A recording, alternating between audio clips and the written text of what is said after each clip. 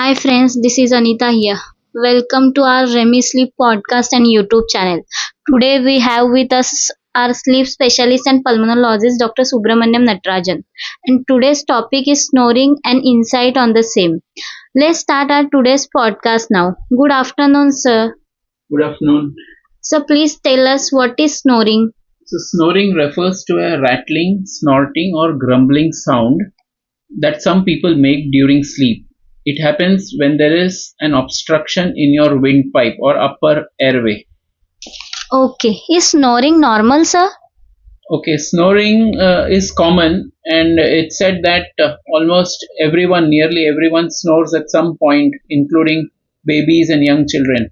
But loud, jarring snoring may indicate a dangerous disease called sleep apnea, a condition which causes you to pause breathing during sleep.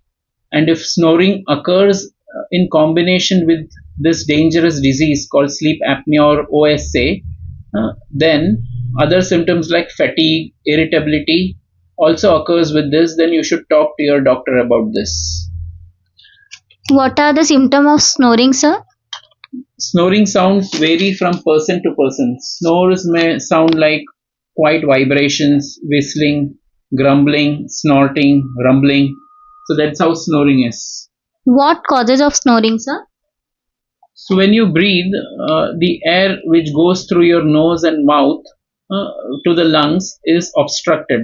So when there is a blockage in your windpipe, these tissues start vibrating, and because they start vibrating, they produce the noise of snoring. So snoring is nothing but a vibrating choked windpipe.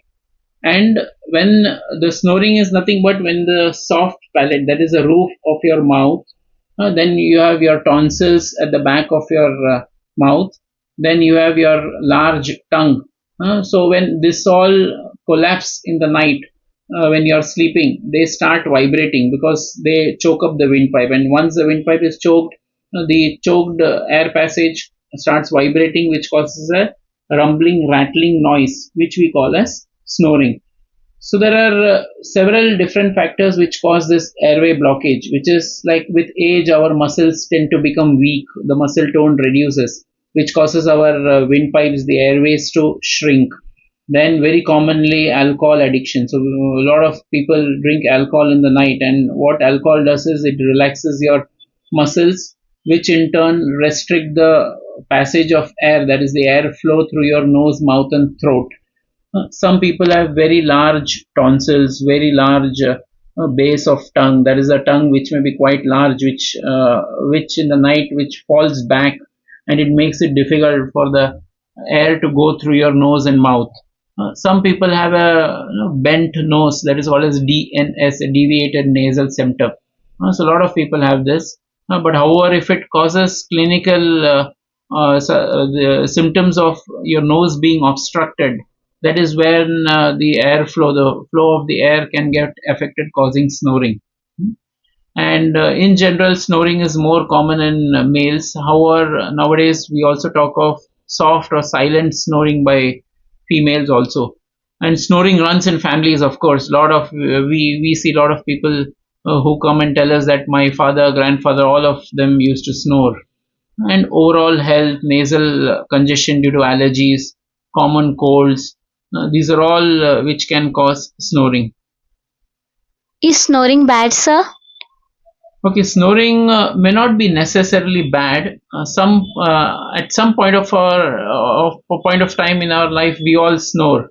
But most importantly, we need to find out whether snoring disrupts your sleep quality, and whether snoring also causes your end organ damage. Whether snoring is a result of a disease called sleep apnea or OSA. How do healthcare provider diagnose snoring, sir?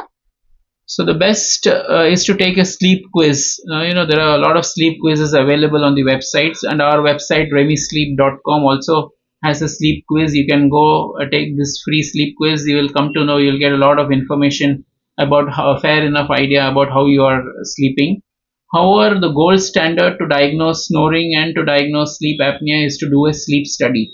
Now, sleep studies can be done at the comfort of your home, And the best news is that we have introduced, Remy Sleep has introduced India's first contactless sleep lab. So the age-old method was to connect you with various wires on your head and put you on belts and everything to do a sleep study.